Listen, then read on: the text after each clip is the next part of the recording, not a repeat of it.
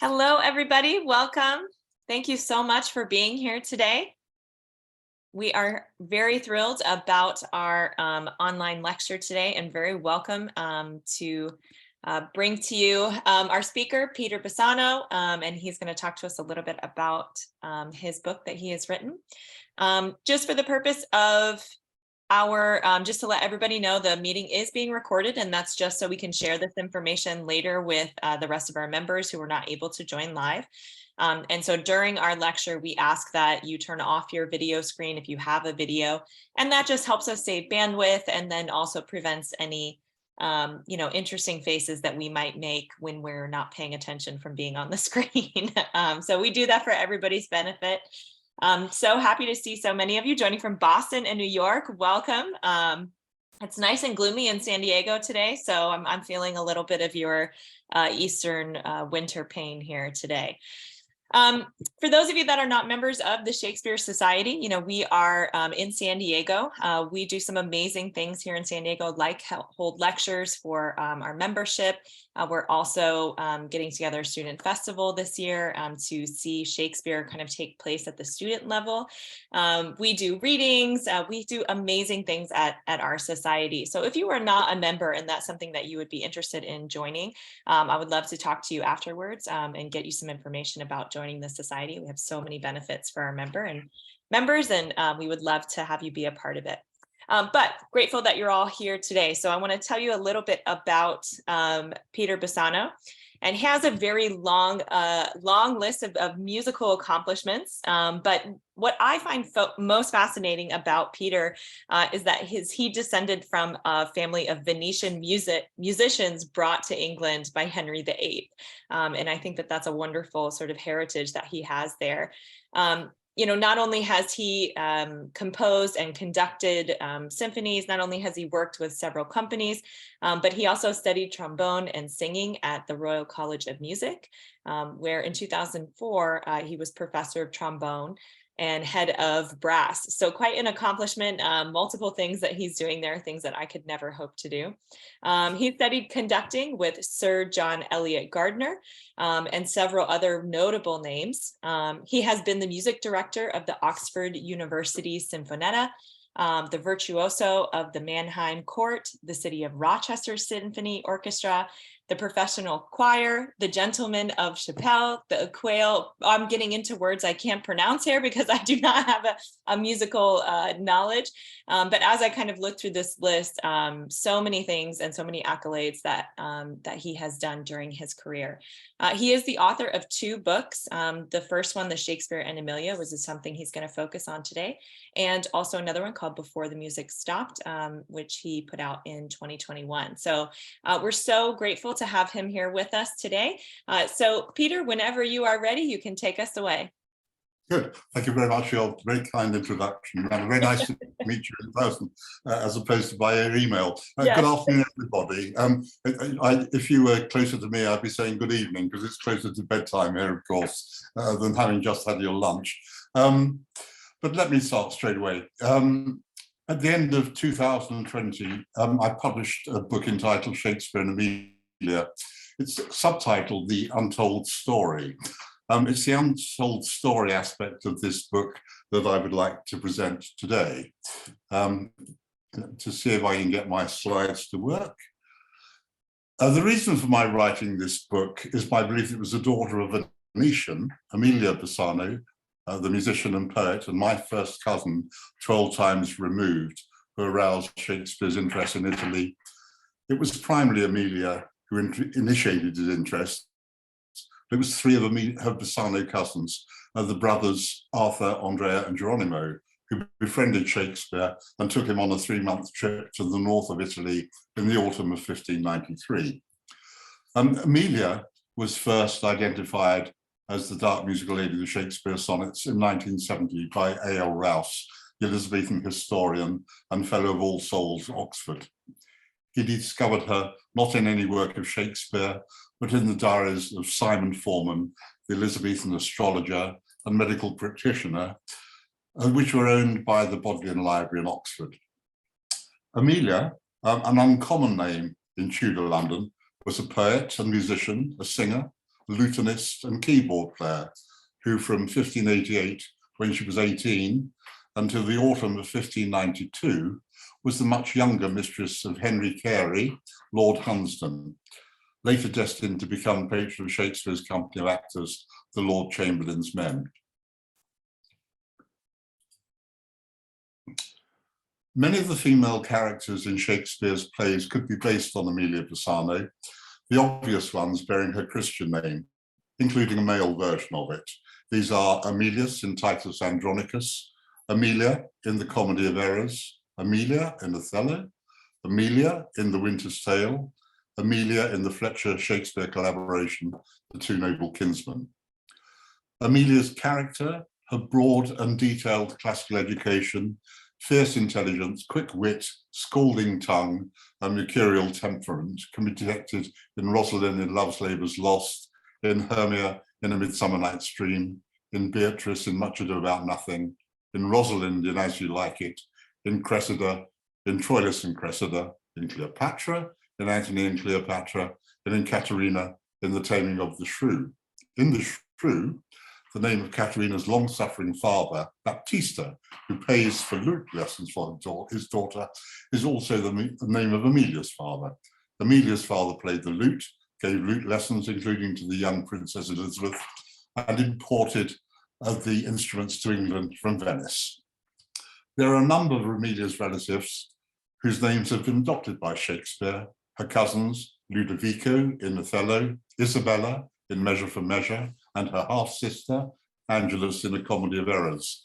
These three could, of course, just be a coincidence. What is unlikely to be a coincidence are the names of two characters who appear in The Taming of a Shrew, an early version of The Taming of the Shrew, performed at the Rose Theatre in 1593.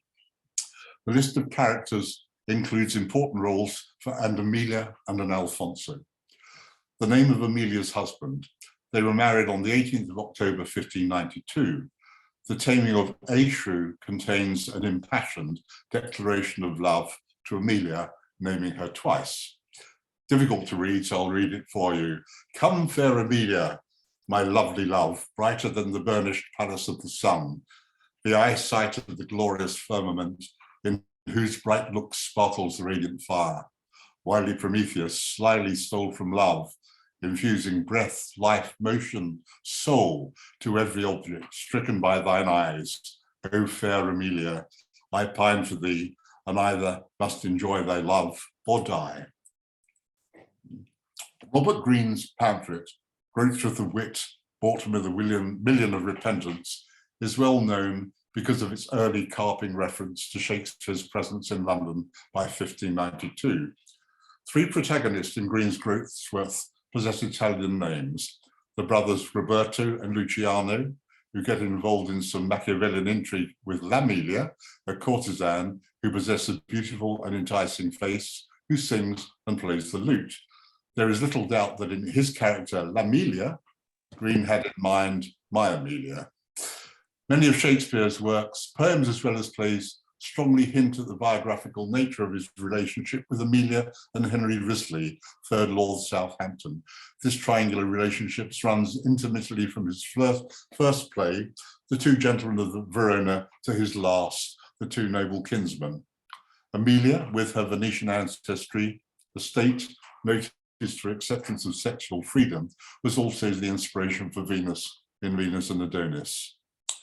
The start of her amorous association with the elderly Lord Hunsdon, elderly Lord Hunsdon, patron of Shakespeare's company, the Lord Shakespeare's Men, is alluded to in The Rape of Lucretia. The venue of Shakespeare's first encounter with Emilia and her view of subsequent events is disclosed in A Lover's Complaint, published as an appendix to the Sonnets. The first Dark Lady sonnets weren't composed until after the birth of Emilia's son Henry, which I date to May 1593. For more than 30 years, I earned by living playing the trombone, an instrument that has been in the family for at least 4 centuries. However, I didn't learn about that fact until 1990. It was then that I discovered I'm descended from Anthony Bassano, the eldest of a family of 6 Venetian Jewish brothers, all 6 of them professional musicians, mainly wind players and instrument makers, brought to England by King Henry VIII in 1539 to improve musical life at the English court. In The Merchant of Venice, Shakespeare puts asunder the names of my ancestor as two separate and important characters, Antonio and Bassano. One of my very first professional engagements was with a five-piece band on stage at the Old Vic, when the theatre was home to Sir Laurence Olivier's National Theatre Company. The cast included Derek Jacobi as Claudio, Frank Finlay as Dogberry, Ronald Pickup as Don John, Albert Finney as Don Pedro, Carolyn John as Hero, Geraldine James as Leonato, and most significantly, Maggie Smith and Robert Stevens as the Pickering sonnet writing lovers, Beatrice and Benedict. It was my privilege to briefly renew my acquaintance with Robert Stevens in the spring of 1991, and my old friend, the composer Eddie Gregson, had been commissioned by Adrian Noble, the newly appointed director of the Royal Shakespeare Company, to write the music for a series of Plantagenet plays at Stratford. Eddie, knowing of my interest, telephoned and offered me 2 complimentary tickets. It came as a pleasant surprise when I read the cast list in the programme to discover that Robert Stevens was playing Falstaff, a role that Harold Bloom champions as Shakespeare's greatest character. When my wife and I went backstage to see Robert, we reminisced about the Zeffirelli production, Much Ado. Before we left his dressing room, he sang us the song, set to music by Nino Rota, that he remembered from lines Shakespeare gave to Balthazar, but Zeffirelli gave to Benedict. Sigh no more, ladies, sigh no more, men were deceivers ever, one foot in sea and one on shore, to one thing constant never. Then sigh not so, but let them go, and be you blithe and bonny, converting all your sounds of woe into hey nonny, nonny.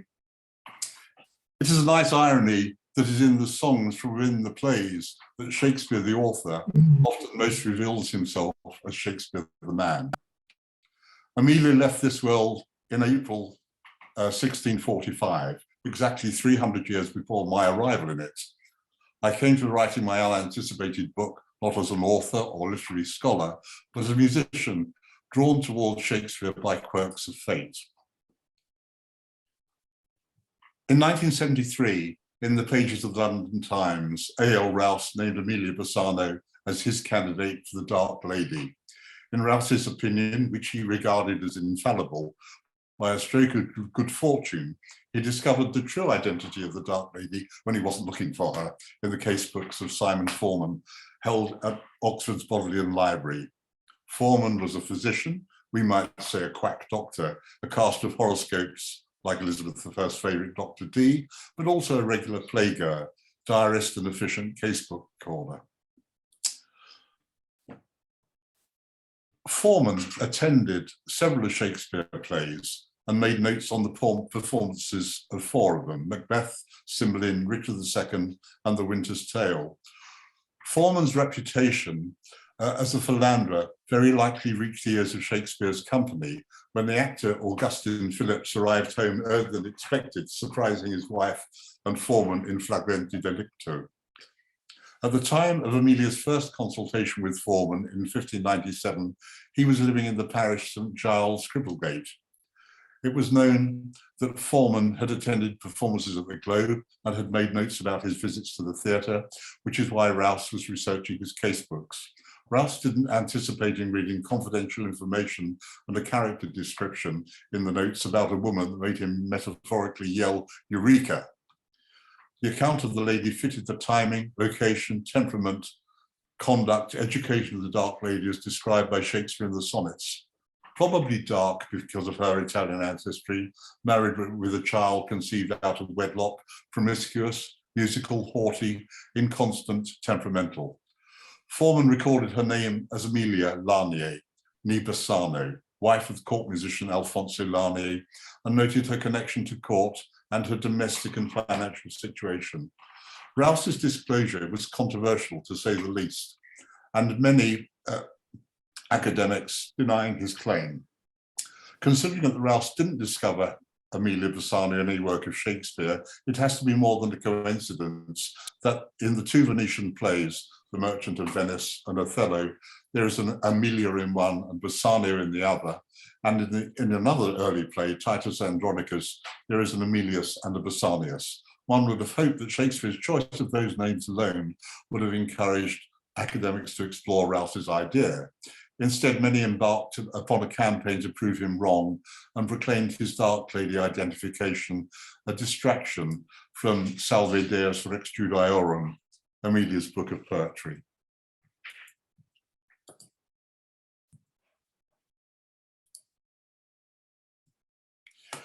The earlier Dark Lady sonnets are relatively complimentary, written before Shakespeare discovered her betrayal with his young friend and had his eyes open to many sexual favors granted elsewhere. The bay where all men ride is in sonnet 137. If he wanted to, there is no reason why the poet shouldn't have shared these earlier sonnets with his Dark Lady. Here are Shakespeare's own words on his mistress's appearance. She is immediately identified as black, by which Elizabethans meant black-haired, and her eyes are raven black. I'll read it to you again because this original is difficult to read. In the old age, black was not counted fair, or if it were, it bore not beauty's name. But now is black beauty's successive heir, and beauty slandered with a bastard shame. For each hand hath put on nature's power, faring the foul with art's false borrowed face. Sweet beauty hath no name, no holy bower, but is profaned if not lives in disgrace. Therefore, my mistress' eyes are raven black, her eyes so suited that they mourners seem. At such who not born fair no beauty lack, slandering creation with a false esteem. Yet so they mourn, becoming of their woe, that every young says beauty should, every tongue says beauty should look so. The bastard shame according to Emilia's unfortunate position in the days of life before birth control. As you can see in line 3, Shakespeare puns on heir and hair. Emilia probably gave birth in May 1593, some 6 months after her marriage to Alfonso Lamio, which was organized quickly by special license. The bastard shame indicates that the first Dark Lady sonnet was written shortly after the child's birth. Shakespeare and Anne Hathaway were also married by special license, a legal facility which dispensed with statutory weekly public announcements of the banns over 3 weeks, speeding up the conventional process, and the hope that pregnancy wasn't too obvious during the wedding ceremony. I had always thought there must be a painting of Emilia somewhere.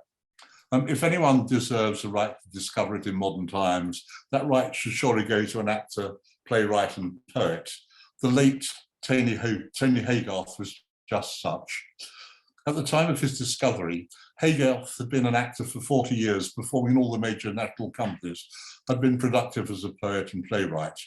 You will probably recognize his phrase from various films, Under the Greenwood Tree, Hornblower, The Mayor of Casterbridge, The Bill, and his distinctive Liverpudlian voice as that of Mr. Tweedy in Chicken Run. He, like many actors, was convinced by Rouse's Dark Lady identification and was moved to begin writing Dark Meaning Mouse, a 3-character play exploring the relationship between Emilia, Shakespeare, and Foreman. While working on the play, he investigated a miniature dated 1593, held at the Victoria and Albert Museum. As you can see, this portrait concurs with Shakespeare's description. Therefore, my mistress's eyes are raven black, her eyes so suited that they mourners see. A description developed in Love Labour's Lost, a whitely wanton with a velvet brow, with 2 pitchballs stuck in her face for eyes. It is line 12 of sonnet 127, slandering creation with a false esteem, that gives the clue that Hudson wasn't the father of Emilia's son. Most modern editions print creation with a lowercase c.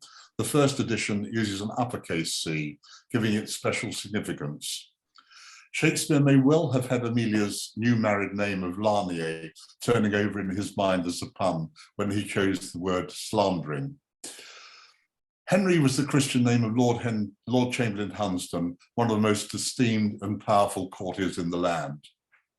It was in Emilia's interests, financial and social, to say nothing of protection her reputation, to give the world at large the strongest impression that the boy was Hunsdon's. The most effective way to achieve that was to name her son after him. There's another aspect to the false esteem allegation. If, as has been suggested, Hunsdon was an illegitimate child of King Henry VIII, Henry Lanier would have been the grandson of a late king, and then therefore in murky line of succession to the throne. 5 years before Emilia's marriage, in 1589, William Byrd published his Songs of Sundry Natures, dedicated to Lord Hunsdon. The collection has 10 significant textual contributions by Emilia.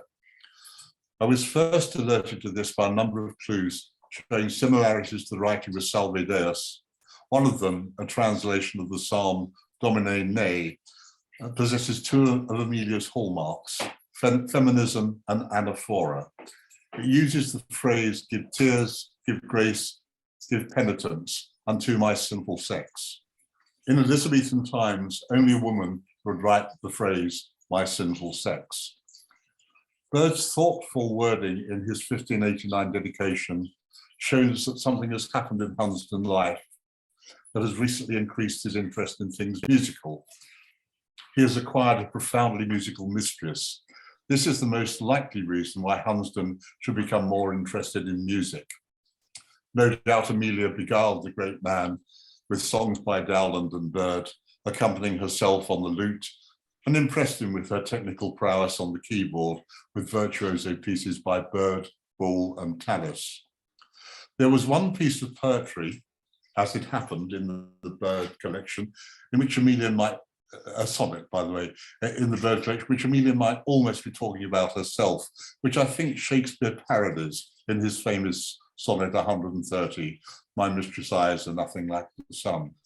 Emilia writes, of gold all burnished and brighter than sunbeams were those curled locks upon her noble head, from whose deep conceits my true deservings fled. Wherefore these eyes, such store of tears outstreams, her eyes are fair stars, her red like damask rose, the white, silver shine and moon on crystal stream, her beauty perfect, whereupon my fancies dream. Her lips are rubies, her teeth of pearls to rose, her breath is more sweet than perfect amber is. Her years are in prime, and nothing does she want that might draw angels from heaven to further bliss. Of all things perfect, this do I most complain. Her heart is a rock made all of adamant, which gives all delight. The last doth only pain.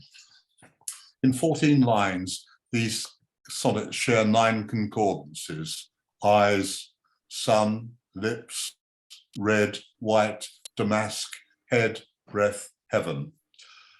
The part praise a woman's body known as a blazon was commonly used in Elizabethan love sonnets, so these same words could just be a coincidence.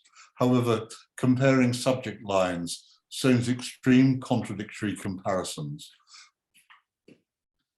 I think the revelation of Emilia's authorship of Gold All Burnished helps make more sense of Shakespeare's notoriously difficult sonnet. Irony also offers an explanation for writing in so curiously inflammatory a fashion about a woman that you love. It isn't unusual for performers at the end of their active careers to reminisce about incidents during performances and rehearsals, amusing and serious, that they have experienced. When Shakespeare retired back home, there would be few in Stratford who could understand the camaraderie, banter, quick-wittedness, touring with kindred spirits. If in his cups William were to muse on his earlier life, there is a period from the summer of 1592 that it would have been a recurring feature. It was then that Elizabeth Hoby, Lady Russell, organised and hosted a theatrical production at her country home, Bisham Abbey. The performance featured Lady Russell's daughters, the Queen's goddesses, as prominent members of the cast. At the time of the Queen's visit, the older girl, Elizabeth, was 18, and her sister Anne, a year or so younger. The complete script is published in John Nichol's Compendium of Royal Entertainments, printed by John Barnes in 1823. There are brief stage directions for 3 stations of the action, beginning at the top of the hill, going to Bisham, the cornets sounding in the woods. A wild man came forth. In 1592, the only cornet players in England were members of the Bassano family. The feminist text would suggest that it was written by a woman. Men's tongues wrought all with double stitch, but not one true, as well as detailed knowledge of flowers and intricate embroidery stitches, roses eglantine, heart's ease, a tricolour viola known as Johnny Jump Up, wrought with queen's stitch, which is an elaborate stitch forming a diamond shape.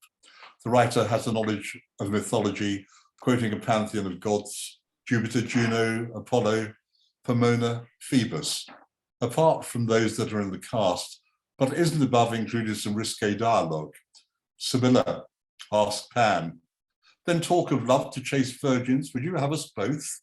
Pan replies, "Aye, for oft I have heard that 2 pigeons may be caught with 1 beam."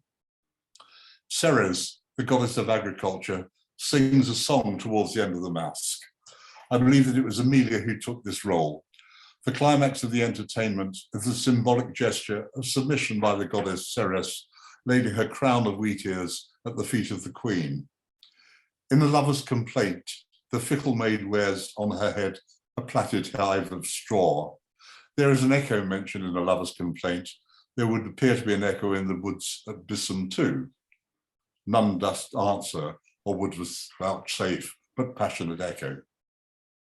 Which is one of the reasons why I think the venue for both the Bisham entertainment and A Lover's Complaint are one and the same. Apart from the cornet players concealed in the woods and the silent roles of nymphs, there are 5 speaking roles: the wild man, Pan, the shepherdesses, Sibylla and Isabella, and Ceres, the goddess of agriculture. It is almost certain that Lady Russell's 2 daughters played the shepherdess, and Emilia herself played Ceres in her straw hat and sang Ceres's song, accompanying herself on the lute, which Pan refers to in the script.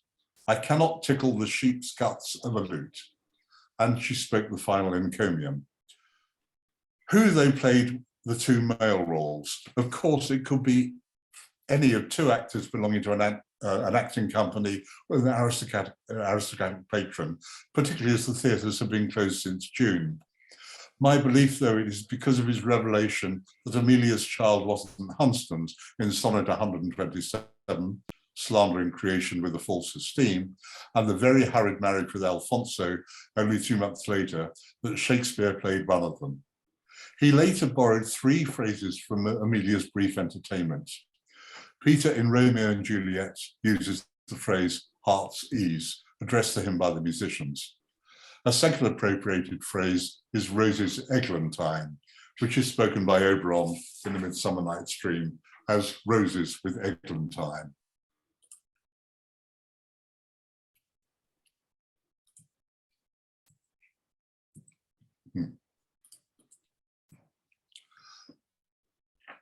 The precise term sheep's guts is given to Benedict in Much Ado, just before the song Robert Stevens sang to me. Is it not strange that sheep's guts should hail souls out of men's bodies? Well, a horn for my money when all's done. Sheep's guts provided the strings for lutes. Benedict comments on the powerful capabilities, albeit developing it with a bawdy horn pun. What happened after the performance of speeches to the Queen? A banquet followed by dancing. As you can see, this particular dance isn't exactly genteel. After which the individual members of the entourage made their way to the accommodation provided. The Queen and her ladies in waiting and her favourite courtiers housed in rooms at the Abbey. The rest of the court to outlying buildings, the lower in hierarchy, the further distance away from the Abbey. Social interaction away from home and family, meals and wine together, room parties where flirting, fueled by alcohol, can lead to illicit sexual relations. This is what I suggest happened between William, unhappily married, and Emilia, as happy as anyone can be to an attractive young woman shackled to a partner 4 decades older, at a house somewhere on the Bisham estate, but probably Dyer's. Carousing late into the night, eating and drinking, with Emilia beguiling all with her singing and playing, as Shakespeare says in Sonnet 128. How oft when thou my music placed upon that blessed wood, whose motion sounds with thy sweet fingers, when thou gently swayest, the wiry concord that mine ear confounds. The other musicians performing for their fellow servants to dance, William and Emilia having as performers both a little early been elevated into the elite society of queen and courtiers, mingling with all, they threw caution to the wind and ended up in bed together. As the initiator of many early pregnancies, Hudson, who wasn't present at Bisham, must have realised in early stages of Emilia's pregnancy that he probably wasn't the father and that copulation had occurred at Bisham. No matter how hurt Hudson may have felt, he would prefer the world at large to believe that he was the father. How could he best do that? By paying off Alfonso Lano to marry Emilia, take on the role of father with the promise of a job at court, and pension off Emilia with a generous £40 a year, allowing her to keep the jewellery and clothes he'd given her, both of which are displayed in the Hilliard miniature. A further stipulation that if the child was a boy, she named him Henry after himself. The ploy worked and continued working. Everyone from Foreman onwards had assumed that Hudson was the father of Emilia's child. It may be that Hudson didn't need to wait for physical change in Emilia's body to realise that he'd been cuckolded. Had William and Emilia ended up in the same bed at Dyer's, they would very probably have been spotted by other guests, even if not immediately. Once they had spent the next couple of days together, their romance would have been difficult to conceal. What a juicy piece of gossip it would make. The Lord Chamberlain, after Burleigh, the most powerful courtier in the country, cuckolded by a lowly actor. There is no doubt that the gossip did get out because Robert Greene, who died on the 2nd of September, only a couple of weeks later, had time to write about it on his deathbed. And in the introduction to Groatsworth, Greene claims to be the recipient of special information. He would appear to have quickly received information about the carryings on the riverside at Bisham very shortly after the event. He writes, Mistress Emilia, like a cunning angler, made ready her change of baits that she might effect Luciano's pain. And to begin, she discovered from her window her beauteous, enticing face, and taking a lute in her hand, that she might rather allure, she sang this sonnet with a delicious voice. So this is Emilia's song. Fie, fie on blind fancy, it hinders youth's joy. Fair virgins, learn by me to count love a toy. When love first learned the ABC of delight, and knew no figures nor conceited phrase, he simply gave to due desert her right. He led not lovers in dark, winding ways. He plainly wiled to love or flatly answered no, but now who lists to prove shall find it nothing so. Fie, fie then on fancy, hinders youth's joy. Fair virgins, learn to me to count love a toy.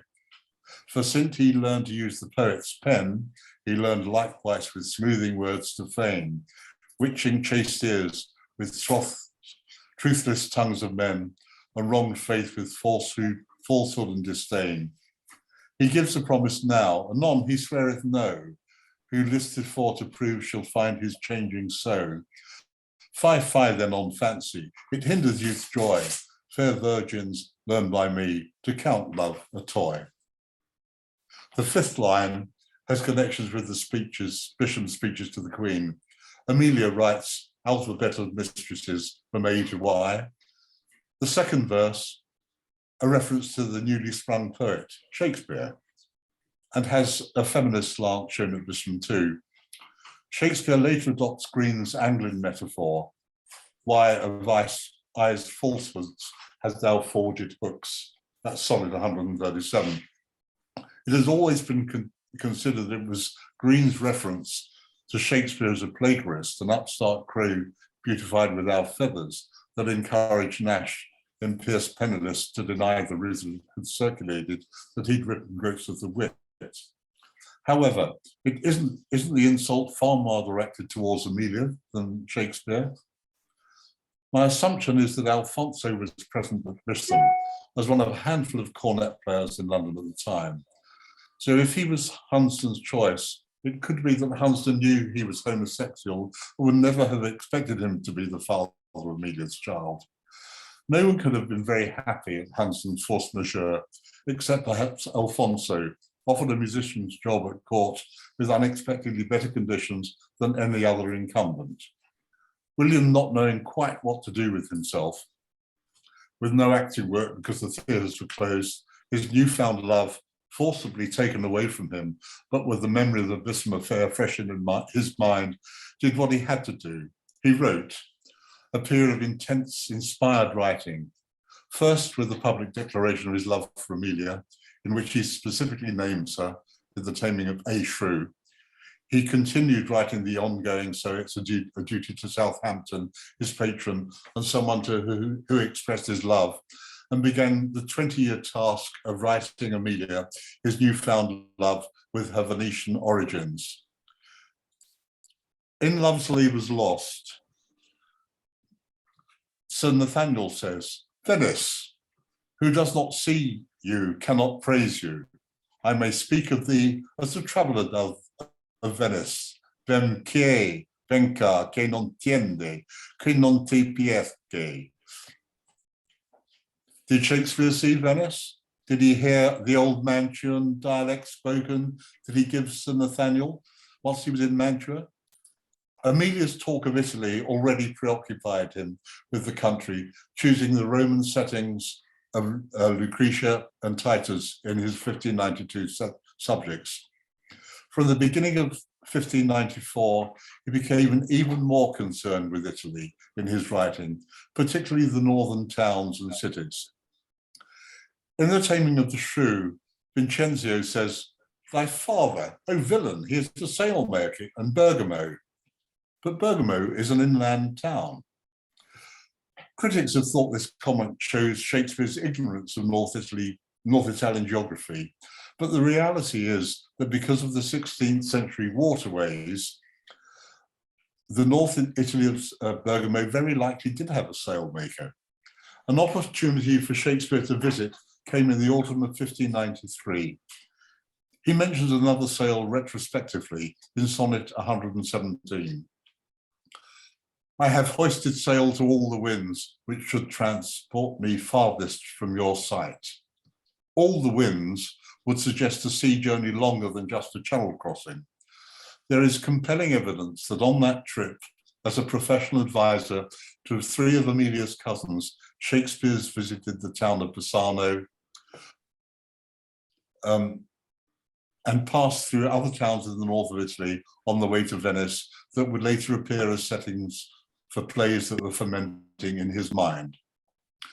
3 Bassano brothers found themselves in a profitable trade, dealing in a commodity which they had no experience, but one in which Shakespeare was steeped because of his childhood as the son of a glove maker, leather. Servants of the crown, which as court musicians Bassanos were, often used their connections to obtain licenses to import and export all kinds of goods that eventually proved to be far more remunerative than their modest court wages. On August the 27th, 1593, Arthur, Andrea, and Geronimo Bassano were licensed to export 6,000 dickers of calf skins.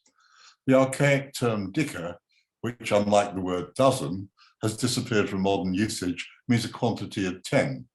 It was used specifically for calf skins. 60,000 calf skins is a lot to export. By 1593, the Bassano family had a long-established Europe-wide market for musical instruments on the various overland routes from London to Venice. It would have been a question of using their local connections to help expand the market for inclusion of leather. As instrument makers, the Bassano's use of leather was restricted to strips of the material covering the wooden cornetti and shaped hide in the manufacture of instrument cases, lute and viol cases, for example. Shakespeare shows his knowledge on the subject in the Comedy of Errors. Dromio of Syracuse says, "No, why, it is a plain case. He that went like a bass viol in the case of leather." Shakespeare possessed the experience of dealing with the production of leather and that Bassano family lacked. The closure of the London theatres was a good time to seek his assistance in a mercantile trip to Venice. The early Shakespeare biographer, John Aubrey, claimed that as a boy, Shakespeare would kill calves in a high style and make a speech. More than a hint of veracity of a connection between the poet and the Bassano brothers is found in Thomas Nash's Strange Use of 1593, the same time as the Bassano brothers' calfskin grants. It indicates that Shakespeare's reputation as a kill cow followed him to London, as his experience of bovine slaughter spoken of with Emilia. Nash writes, "For the admonition of those uncourteous misconstruers, I come to the kill cow champion of the three brethren." Arthur, Andrea, and Geronimo were three brethren, 3 of 5 sons of Anthony Bassano. The benefit of an export license was that it effectively exempted the license holder from the trade laws which banned certain types of export. It was often granted with certain stipulations. In this case, the complete 60,000 skins had to be exported within 7 years, with a steep 5 shillings per dicker paid in customs duty. The usual rate was only 1 shilling. In addition to his knowledge of the product, Shakespeare, because of his farming contacts in and around Stratford, had access to good pedigree cattle. No wonder, as soon as he had the cash available, he chose to buy land, 107 acres of grazing close to his family home, capitalizing on the profitable opportunity offered to him by the Bassano brothers. At a modest 30 miles a day by horse, the one-way journey would take a month. The least mountainous route via Switzerland into Italy finally takes the traveller through Italian towns familiar to Shakespeare's audiences because they are mentioned in several of the plays. Milan in The Two Gentlemen of Verona and the Tempest, Bergamo in The Taming of the Shrew, Verona in Romeo and Juliet and the Two Gentlemen of Verona, Padua in the Merchant of Venice, and Much Ado About Nothing. Padua lies some 25 miles inland Venice. The city-state is mentioned in The Taming of the Shrew, The Two Gentlemen of Verona, Othello, The Merchant of Venice, Love Labour's Lost, Richard II, and Much Ado About Nothing. The town of Bassano doesn't lie on the route from Milan to Venice, and at 50 miles was a long day's journey from Venice, and so at least one overnight stay was required. Leather was an important industry in the town, and the family still owned property there. Bassano was founded as an agricultural estate in the 2nd century BC by a Roman whose name was Bassianus, identical to the character in Titus Andronicus. Its most prominent architectural feature is the covered bridge spanning the River Brenta, built in 1596. It was designed by Palladio. The town lies in the shadow of the 1,770 metre-high Monte Grappa. For a traveller leaving England for the first time in his life to cross to the Alps, mountains make a strong initial impression. The silence, pure air, and views from on high are literally awe-inspiring. When Shakespeare visited Bassano, he can hardly fail to have noticed that Monte Grappa is a beautiful mountain. He will have heard someone utter the Italian words, Bella Montana. He shortened this phrase into the name of Portia's home, Belmont. In 1593, a prominent feature of the town of Bassano was a fresco. It is now displayed, much faded, in the Civic Museum of Bassano. It had originally been painted on an external wall of a house owned by the Del Corno family in the centre of the old town. The wall on which it was painted had been carefully preserved and transported to the museum. Shakespeare shows a detailed knowledge of the fresco, indicating he had seen it himself and perhaps even drawn a sketch of it. The fresco is divided into 4 horizontal bands, the highest of which is a trompe-l'oeil frieze, showing 11 cherubs on either side of 3 window apertures, which would have given light to the 3rd floor of the building. The second band shows a man's head, 5 goats, 2 monkeys, and what could be a swan with its wings expanded. As well as the animals, there are musical instruments. Unfortunately, the faded painting makes it difficult to identify with absolute certainty what the instruments are. There are definitely cornets. The inclusion of cornets is emblematic of the family name, Del Corno.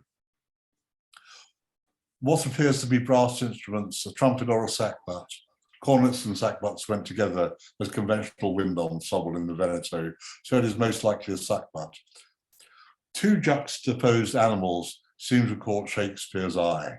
A goat, which stands over a seated monkey. The pair stand out partly because the goat is large, the same size in fact as some of the human figures on the band beneath, and partly because the monkey is differentiated from the other animals. It is the only figure to be seated and the only one which faces from right to left.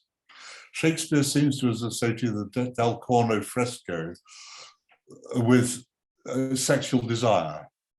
He may have been influenced by both the family name, Corno, translating as horn, and the family trade, the salt merchants. The Del Cornos were the official sellers of salt in Bassano, and their house was located in the Pezzotto del Sale, the little square of salt. Shakespeare regularly uses salt as an adjective to mean lustful, and in Othello he links it to goats and monkeys in the fresco. In Othello, and no other work, Shakespeare brings together goats and monkeys as twin examples of lechery. In Iago's words, he associates them with the act of seeing. It is impossible you should see this were they as prime as goats, as hot as monkeys, as salt as wolves in pride. In Act 4, Scene 1, Desdemona refers to the love Ibertic as Cassio, and Othello takes this as a sexual boast. Cassio shall have my place, he says to Ludovico, with a sexual double meaning on the word place, and immediately exits crying, goats and monkeys. The word salt, other clues suggest that in both Shakespeare had in mind the goat and the monkey of the, beside the word salt, other clues suggest that in both scenes Shakespeare had in mind the goat and the monkey of the Del Corno fresco. For example, well-painted Passion, 6 lines before Othello recalls the painted fresco. In the earlier scene, goats and monkeys of Iago's speech are immediately followed by other visual features of the fresco, whether as prime as goats, as hot as monkeys, as salt as wolves in pride, and fools as gross as ignorance made drunk. But yet, I say, if imputation and strong circumstances which lead directly to the door of truth. The last 2 phrases describe scenes from the fresco. On its lowest band are depicted 4 scenes of debauchery from the Old Testament, each in a separate oval frame. Looking from left to right, the third of these, which is vertically below the goat and monkey, depicts the drunkenness of Ner. Here is Shakespeare's ignorance made drunk.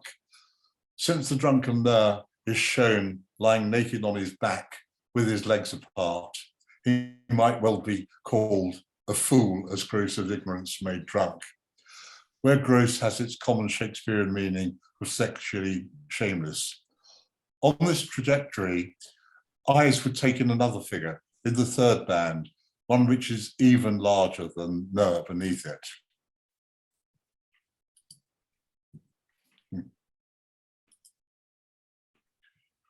This is the figure of a woman entirely naked, who stands by herself, flanked by two tall arched windows of the piano nobile. She has her right arm raised, and in that hand she holds what appears to be a torch. She is one of three large female figures who stand between the windows. Truth, who when used symbolically often appears as a naked woman holding a flaming torch above her head. It is hardly surprising if Shakespeare identified the naked woman as Truth. He used the phrase naked truth in Labour's Love Labour's Lost.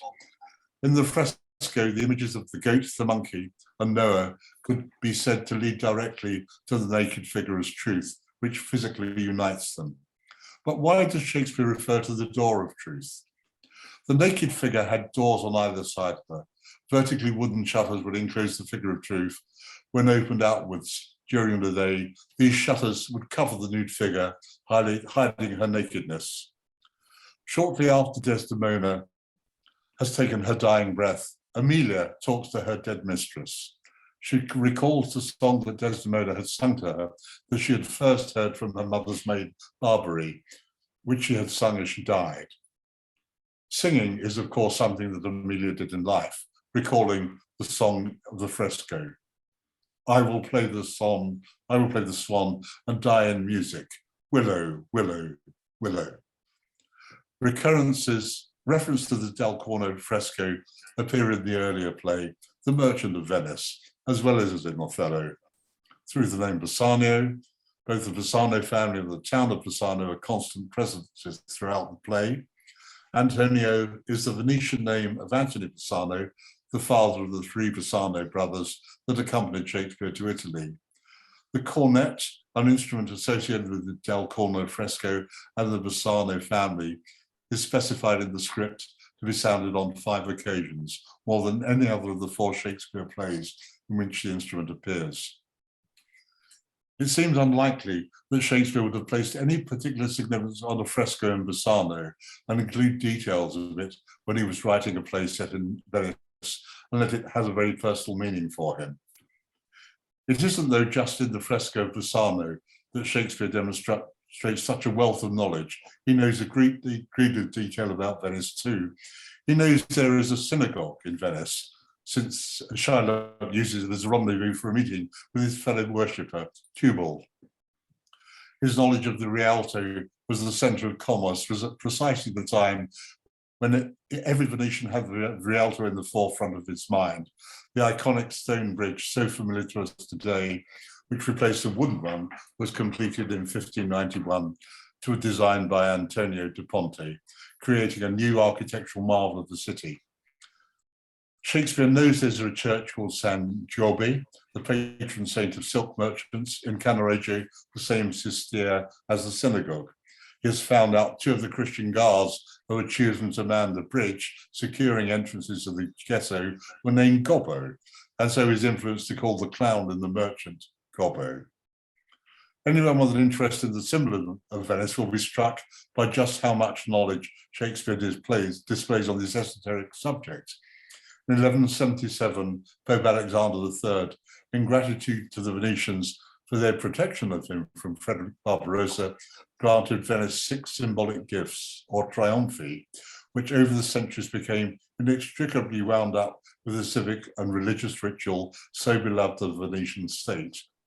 They were the right to carry a white candle in processions as a sign of noble honour, the exclusive right to use a lead seal, a papal prerogative, a sword, a symbol of justice and assurance of salvation to all who touched it, a gold ring and the right to marry the sea as the token of the Doge's lordship of the sea, a golden umbrella, 8 banners and 8 long silver trumpets. There are a number of allusions to Philid's triumphi in The Merchant, the gold, silver and lead of Portia's caskets for a start. Although Othello seems to be written some years after Shakespeare's visit to Venice, and probably after his affair with Emilia, she is still in the forefront of his mind because the character of Emilia, he puts Emilia Bassano on stage with lines that find feminist echoes in Salve Deus, speeches to the Queen, and A Lover's Complaint. On men, Emilia comments, 'Tis not a year or two shows us a man. They are all but stomachs, and we are all but food. They eat us hungrily, and when they are full, they belch us. And in a fora, villainy, villainy, villainy. I think upon't, I think I smelt. Oh, villainy, I thought so then. I'll kill myself for grief. I would like to leave Emilia, Desdemona's maid, with the last word. She reflects in drama the feminism that Emilia Bassano espoused in life. She was, I think, Shakespeare's dark musical lady, his great love, but a love that drove him frantic mad with ever more unrest. Thank you. Well, wonderful. I will do our claps for everybody. Thank you so much, Peter. Incredibly informative. We would like to give about 15 minutes to open it up to questions for those of you that have any lingering questions about our fantastic lecture. You can do those one of two ways. If you'd like to type them in the chat, I can read those out for Peter and we can pose those, or you're welcome to unmute and of course, you know, not all at once, but taking turns to ask those questions. So I see Paul with your hand raised. That's a great way to let me know you have a question. Paul, if you'd like to unmute and ask Peter your question. Okay. I enjoyed what you shared with us very much. I admire your unstinting research into every aspect about it. And my question is not so much about the words, but more the content. About 4 centuries after whatever the relationship was between William Shakespeare and Emilia, another playwright, Strindberg, went through a crisis each time with 3 of his women that he loved and married. And each time after the crisis, he emerged with a major work. Did that happen with Shakespeare? And would it include words like Troilus and Cressida, in your opinion? I'm not sure I'm qualified to answer that question. I mean, I certainly think that he wrote Emilia's character into a lot of plays that went on for 20 years. I don't. Othello does come earlier than Merchant of Venice. Sorry, is later than Merchant of Venice. So I think by the time we get to Othello, the relationship with Emilia has probably finished. I mean, I don't know how long the affair went on for, but certainly she had a tremendous influence on the way he wrote the characters of the female roles I mentioned. Thank you. Okay, thank you. For those of you that aren't asking a question, if you could mute your microphone.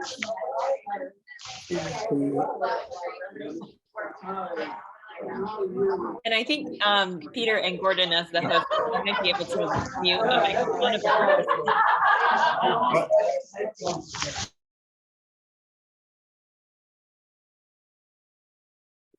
Okay, there we go. Thank you so much. But thank you, Paul, for your question.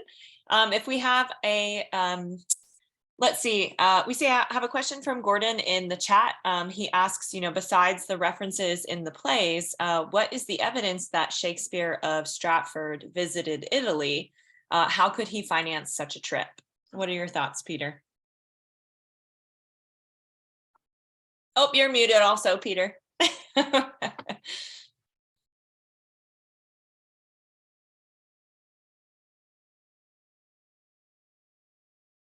Should be lower left-hand corner. Oh, fine, found it. There we go. Can you hear me now? Yeah.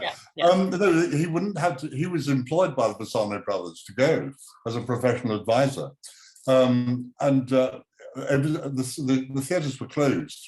They were closed for over a year in that period, 1592, early 1593. He needed to be back in London at court for Christmas of 1593, because we know that he was playing at court there. Well, it is an interesting aspect that Shakespeare rarely spent Christmas at home, because he was always obliged to be at court. So that would probably be another bone of contention, I would imagine, with his wife.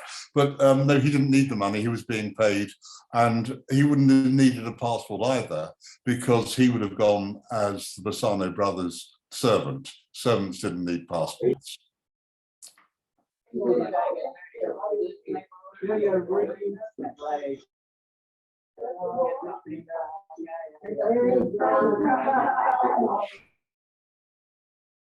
There we go. Thank you.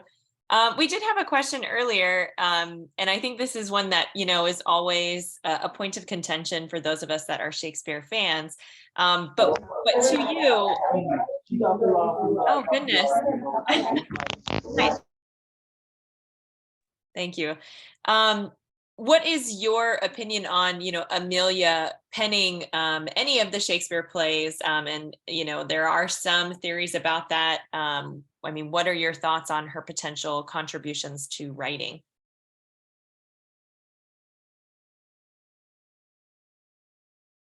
Oh, you're muted as well, Peter.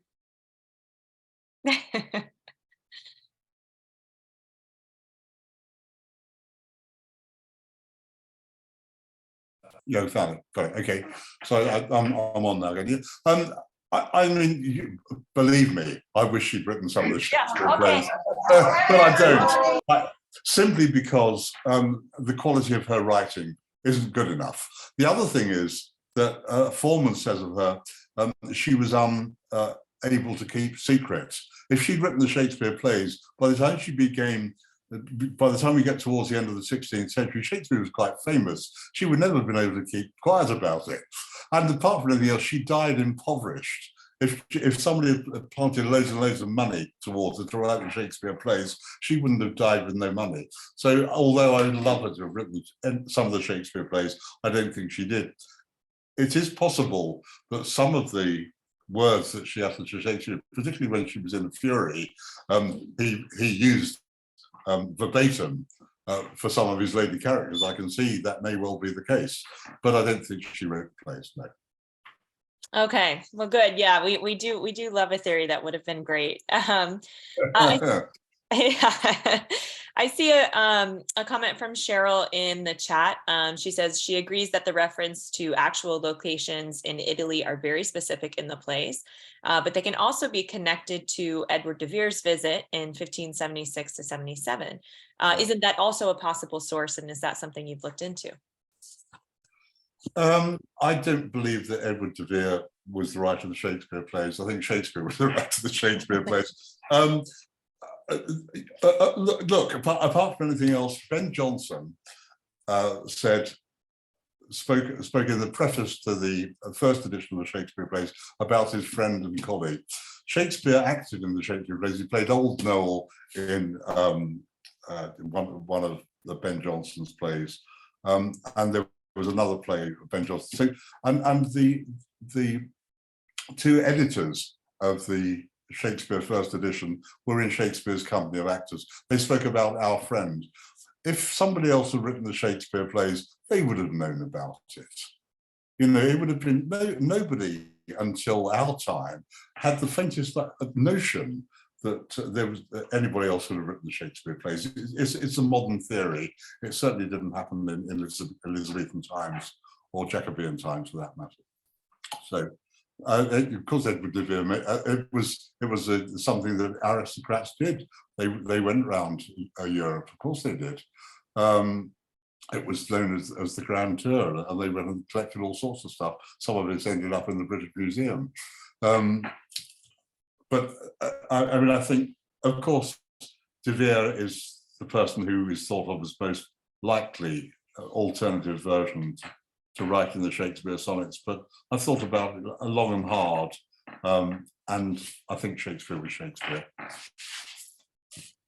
I like to think that as well. But man, to live the life of an aristocrat during that time, what a great time. Okay, so I think we have time for one more question. If anyone else has something, if you'd like to do a hand raise or put that into the chat. But we appreciate the comments and the questions. And while we are doing that, just giving anybody an opportunity to ask one last question. I'm going to put in the chat the link to to purchase Peter's book. This is available on Amazon. So if you're interested in purchasing the book, the link is in the chat. Take you directly to Amazon. We'd love to support our authors, and we're so grateful for Peter staying up so late. I know it's 11 o'clock in England, so it is nice. That. I'm a musician. I rarely go to bed before 12 or 1 o'clock in the morning. Okay, good. All right. Okay, well, thank you so much, everybody. We'll conclude the lecture at this time. This would be available later for our members. And so if you'd like to go back and review some information, or if there's any questions that you would like to have to Peter, please feel free to reach out. And again, his book is available for purchase, and that link is in the chat. And then for those of you in Poland, in New York, and Massachusetts, we would love to have you as members of the San Diego Shakespeare Society. So if you're interested in joining, please look us up, please reach out. And we would love to have you in our members. So thank you, everybody. Have a wonderful afternoon, and we look forward to seeing you at future San Diego Shakespeare Society events. Thank you very much. Thank Bye-bye, you. everyone. Bye-bye.